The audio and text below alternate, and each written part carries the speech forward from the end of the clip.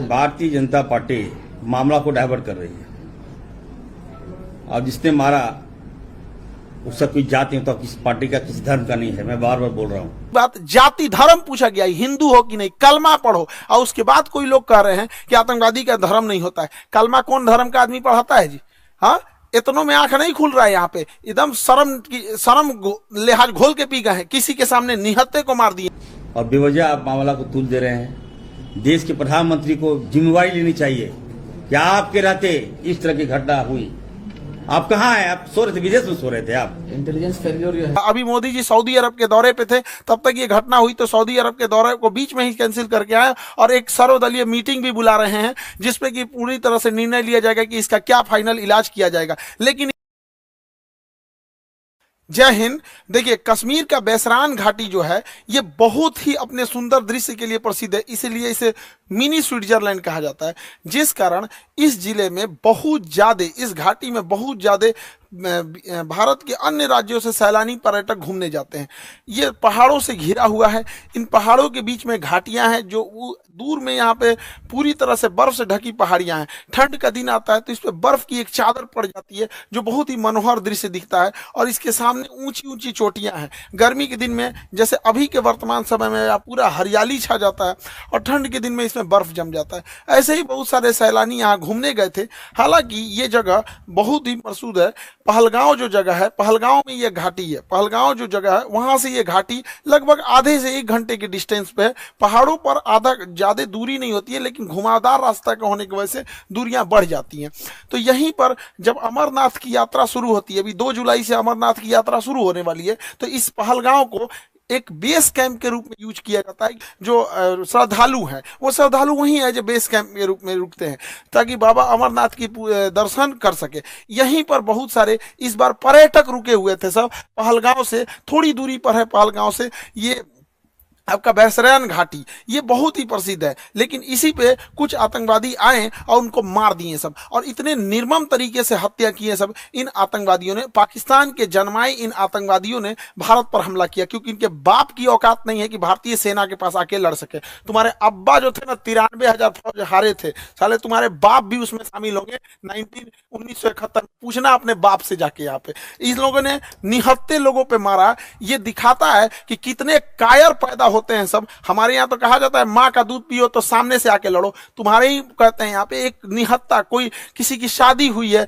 कुछ दिन पहले हुई है, वहां पर जाके मार दिया। एक जिम्मेदारी लिया है रेसिस्टेंस फ्रंट। बताइए इनके बच्चे का क्या गुनाह था? बताइए इनका बच्चा अच्छा मार्क्स लाया तो घूमने के लिए यहाँ आ गए। किसी की शादी 1 हफ्ते हुई है, किसी के हस्बैंड को मार दिया गया, वो कह रही है कि मेरे हमको भी मार दो यहाँ, लेकिन कह रहे नहीं तुम अपनी सरकार को जाके बताओगे। अरे सरकार को तो पता चल गया है, लेकिन हम लोग को जो है ना अभी इलाज होगा इसका अच्छा से। यहाँ पे बताइए इस महिला के साथ इसके बच्चे को मार दिया गया। जब इंडियन आर्मी पहुंची तो फौज के ड्रेस में आतंकवादी थे सब। ये महिला समझ नहीं पाई, फौज को देख के रोने लगी। इनको लगा कि ये भी कहीं आतंकवादी तो नहीं है, तो उन लोगों ने बताया कि हम इंडियन आर्मी से आपकी मदद करने के लिए आए हैं।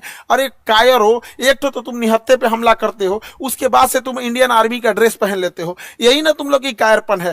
खैर पड़ोसी की औलाद हो लोग साले, तुम लोग की तो इतनी औकात नहीं जो इंडियन आर्मी से लड़ सको। लड़े तो थे एक बार, यही हुआ था। हालांकि हम लोगों ने अभी ऑपरेशन टिक्का प्रारंभ किया है, रेस्क्यू ऑपरेशन चल रहा है। कुछ आतंकवादी मार दिए भी गए हैं, अभी आगे भी कार्रवाई चल रही है। लेकिन इससे क्या होने वाला? अभी मोदी जी सऊदी अरब के दौरे पे थे, तब तक ये घटना हुई तो सऊदी अरब के दौरे को बीच में ही कैंसिल करके आए और एक सर्वदलीय मीटिंग भी बुला रहे हैं जिसपे कि पूरी तरह से निर्णय लिया जाएगा कि इसका क्या फाइनल इलाज किया जाएगा। लेकिन इस चीज को समझिए कि इसके पीछे हाथ किसका किसका हो सकता है। पाकिस्तानी ये कायर है। ये पाकिस्तान वालों पहले सुनो, ये तुम्हारा सेनापति है, सबसे बड़ा चोर आदमी है। लंदन में इसकी बहुत बड़ी प्रॉपर्टी है। अमेरिका में अपने बच्चों के लिए फार्म हाउस खरीद के रखा, पता करा लेना तुम लोग। यहाँ पर 1 से 1 करोड़पति। ये ISI में था, पाकिस्तानी आतंकवादी संगठन, जो सरकारी आतंकवादी संगठन है उसका नाम ISI है, वहां पे उसका ये हेड रहा है। तो ये सेना में बहुत घपला किया है और सेना का मनोबल डाउन हो गया है इसके वजह से। तो ये सोच रहा है एक तो एस्केलेट हो जाए, एक लड़ाई एस्केलेट हो जाए। इसलिए इसने रावलपिंडी में एक भाषण दिया था कि हम बताएंगे कि क्यों पाकिस्तान अलग अलग हुआ था।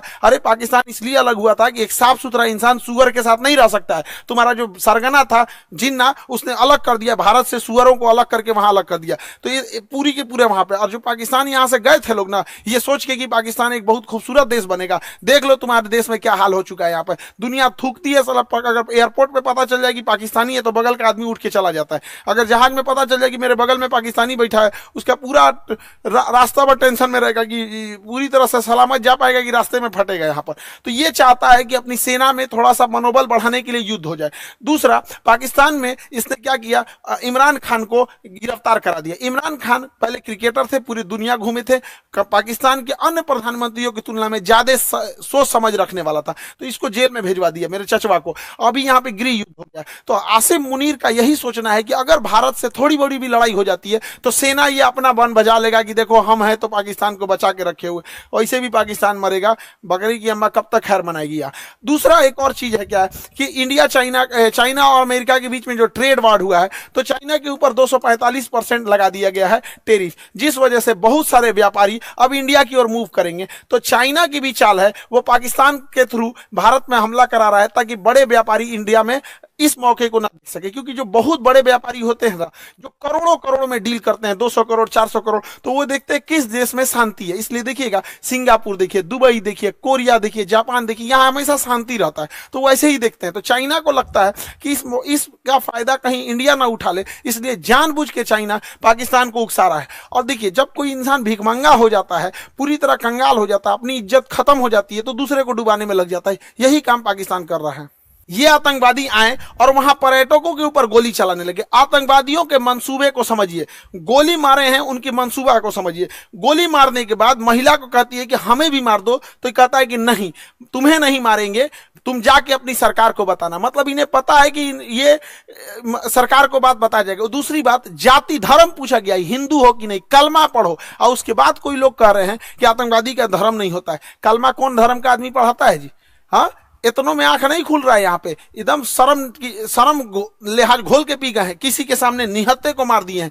इससे कश्मीर में जो सबसे बड़ी समस्या आएगी, हम लोगों को जब धारा 370 हटा था तो 5 साल लग गए ये चीजों को नॉर्मल पटरी पे लाते हुए, उसको 5 मिनट में सब रौंद के चला गया। साहब कौन पर्यटक वहां जाएगा? पर्यटक जिनके पास ज्यादा पैसे होते हैं वही लोग। गरीब आदमी का मतलब पर्यटन मतलब कौन सी होता है? ननिहाल चल जाता है पर्यटन, मतलब हो गया नानी के घर घूम लिया, हो गया पर्यटन, हो गया है। लेकिन ये लोग जो जा रहे थे भारत के अन्य हिस्सों से, अभी उन पे क्या बीतेगी? पूरा मनोबल तोड़ के रख दिया। ये सब अपने मंसूबे में कामयाब हो रहे हैं। इससे क्या होगा बताइए? पहलगांव में ना कोई फैक्ट्री है, ना कोई इंडस्ट्रीज है, कुछ है ही नहीं है, पर्यटन से ही इनकम होता है। तो इन लोग की इनकम डूबेगी, जब इनकम डूबेगी गरीबी आएगी, अनएम्प्लॉयमेंट बढ़ेगा। और यही पाकिस्तान चाहता है कि कश्मीर में भयानक गरीबी आए, क्योंकि जब गरीबी आ जाती है, इंसान के पास एकदम गरीबी आ जाएगी, तो फिर इंसान देखता है कि हमारा पेट कैसे भरेगा। अब यही पाकिस्तानी उन्हें हथियार थमाते हैं सब। तो एक और वो दिखाते हैं सर, देखो कश्मीरी तुम्हारे साथ है। आज कश्मीर वाले देखो तुम्हारे साथ कौन खड़ा है, अपने आप से पूछ के देखो ना कश्मीर वालों, कि अगर पाकिस्तान हमारे कश्मीर के पीछे नहीं पड़ा रहता तो आज जिस तरह गोवा डेवलप है, आज जिस तरह सिंगापुर डेवलप है, ठीक उसी तरह से जम्मू कश्मीर भी डेवलप रहता। तो जम्मू कश्मीर के लोगों तुम्हारे लिए सबसे ज्यादा खतरनाक है तो ये पाकिस्तानी है। और बिना लोकल के सपोर्ट के, बिना लोकल के चढ़ावे पे इतना बड़ा तो कोई हमला नहीं कर सकता है। तो खुफिया एजेंसी को भी इन लोकलों को भी खोजना पड़ेगा, वहां पे कौन कौन साथ दिया, क्योंकि वहीं कोई ना कोई होगा जो इतने बड़े घटना को, साजिश को, उन आतंकवादियों को ये रास्ता दिखाया होगा। वहां के लोकल लोगों की तो नौकरी चली गई, सब कुछ गया। अरे तुम्हारी नौकरी गई, इधर लोगों की जान चल गई। नौकरी बड़ा होता है कि जान बड़ा होता है जी? किसी भी इंसान का, परिवार का कोई सदस्य चला गया, लेकिन ओवरऑल एक देश की क्षति हो रही है।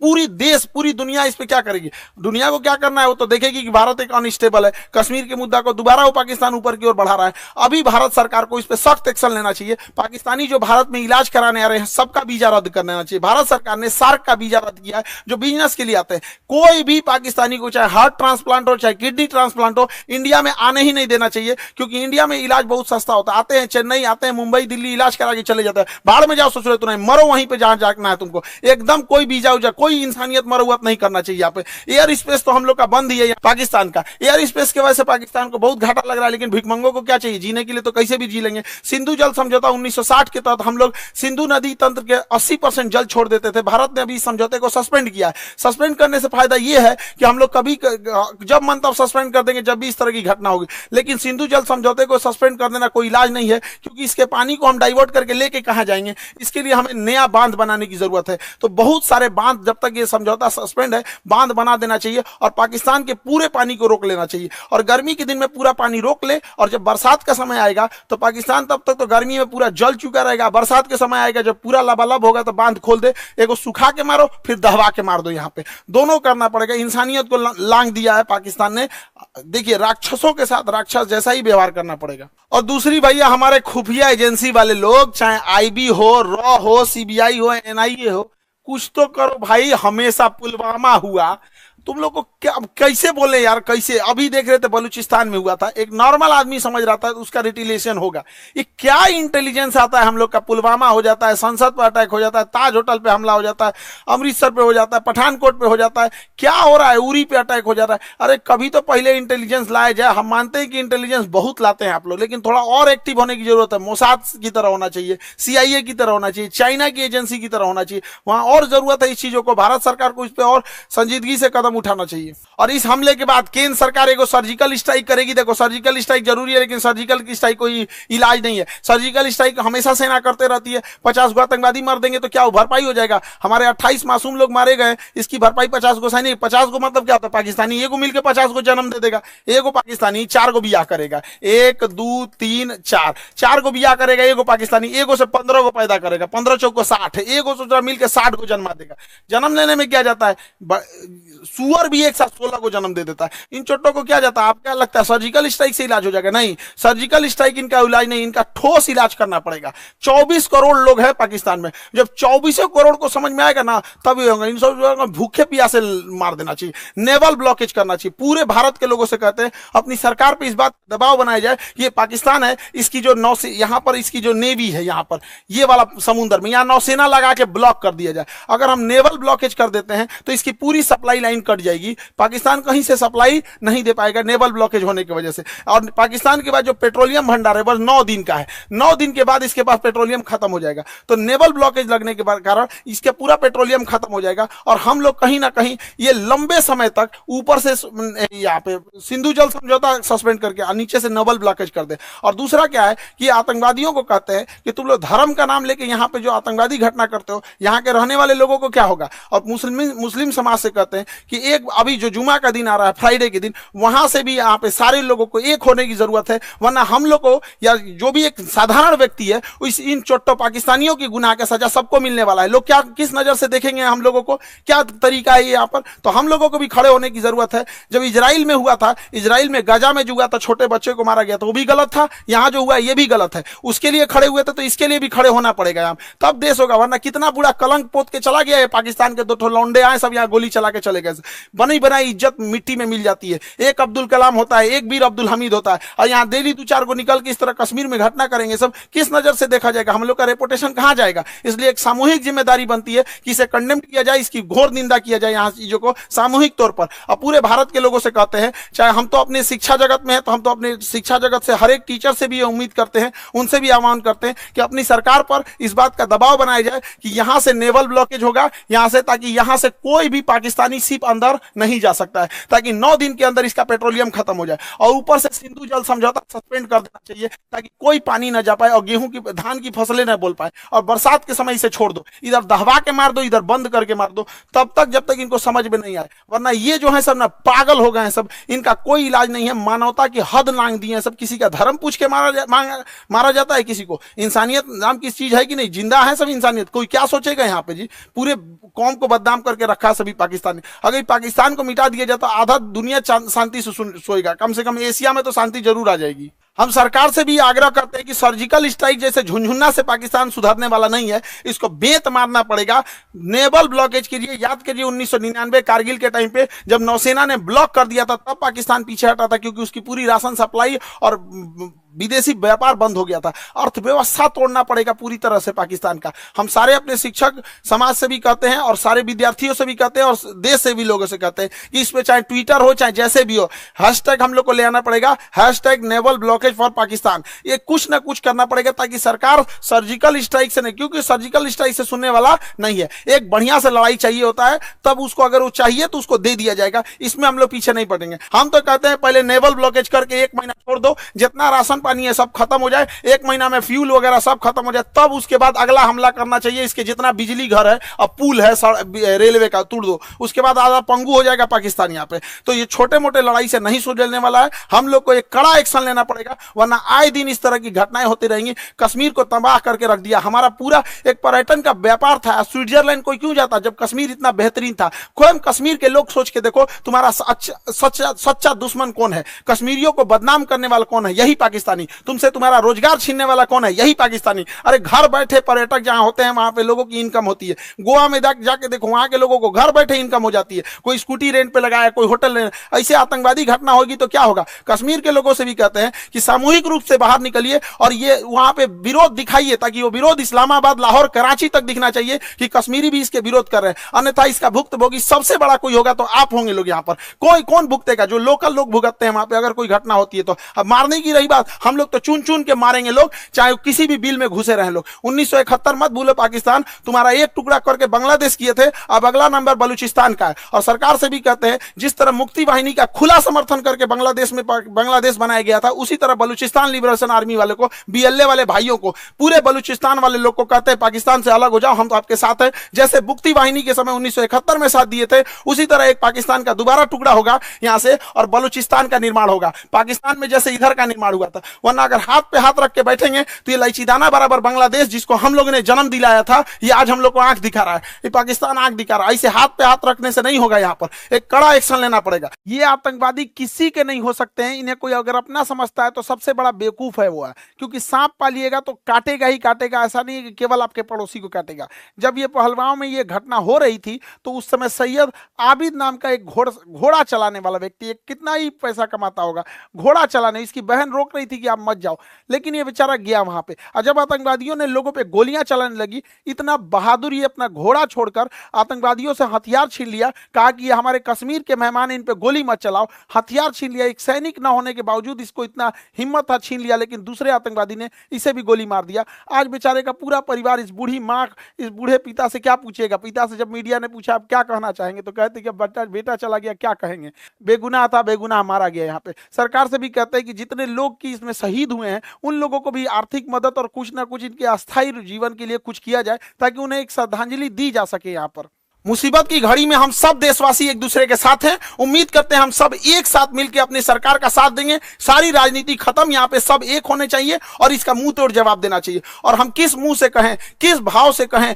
जिनके यहाँ से किसी का भाई उजड़ गया, किसी के मांग का सिंदूर उजड़ गया, कोई बहन ने अपना भाई खोया, कोई महिला ने अपने पति को खोया, कोई बेटे ने अपने बाप को खोया, किस मुंह से कहें हम लोग, क्या दें उनको सच्ची श्रद्धांजलि दे। इस श्रद्धांजलि से क्या हम उनके परिवार का दुख लौटा सकते हैं? कभी नहीं लौटा सकते। तो कभी ना कभी तो इसे रोकना पड़ेगा ना। नासूर को छोड़ते जाएंगे तो और बड़ा जख्म होते जाएगा, इसलिए इसका इलाज बहुत जरूरी है। लेकिन जिन भाइयों ने अपनी जान गंवाई है, जिन लोगों के परिवार के अपने बिछड़ के गए हैं, दुख की घड़ी में पूरे देश उनके साथ है, लेकिन उनको सच्ची श्रद्धांजलि तभी मिलेगी जब इनका जवाब उनको मिलेगा, जब उन लोगों को जब उनके घर में भी ऐसे उजड़ेंगे, उनके घर से भी ऐसे आंसू बहेगी ना, तो उन्हें समझ में आएगा कि एक मासूमों पे, निहत्ते लोगों पे गोली चलाना कितना खराब होता है। अरे इतना कमजोर तो दुनिया का कोई नहीं होगा। यहाँ पे छोटे बच्चे भी लड़ाई लड़ते हैं तो कभी किसी निहत्ते पे नहीं मारते। कितना नीच गिर सकते हो पाकिस्तान, कभी सोचा नहीं था इस पर। आई होप कि सरकार इस पर कोई कड़ा एक्शन लेगी। जैसा होगा फिर आगे हम लोग देखेंगे। जय हिंद।